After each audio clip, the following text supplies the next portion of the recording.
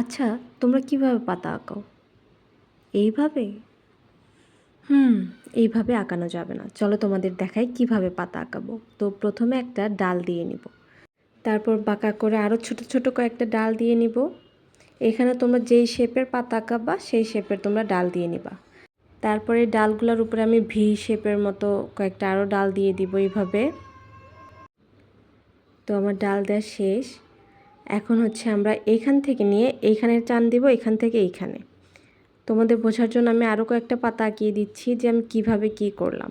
এখানে একটু ট্রিকি আছে, তারপরে তোমরা দুই একবার দেখলেই বুঝতে পারবা যে এখানে কি থেকে কি করলাম।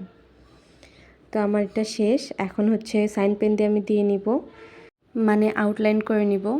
এইখানটায় আমার কাছে একটু টাফ লেগেছে, বাট ওই যে বললাম না, 2-3 বার ভালোভাবে দেখলেই বুঝবা যে কি করেছি। মানে এখানে 8-এর মতো করতে হবে, এই দিক থেকে একটা, ওই দিক থেকে একটা। আমার কাছেও ফার্স্টে টাফ লেগেছিল, তো দেখতে দেখতেই হয়ে যাবে, আই হোপ। তো আমার করা শেষ। আমি এটা মুছে নিচ্ছি, যে লাইনগুলো ফার্স্টে দিয়েছিলাম পেন্সিলের। তারপর আমি রং করে নিব। যেই সাইডটায় আলো পড়বে ওইটা একটু লাইট করব, আর যেখানে আলো পড়বে না সেখানটা আমি একটু ডার্ক করে দেব।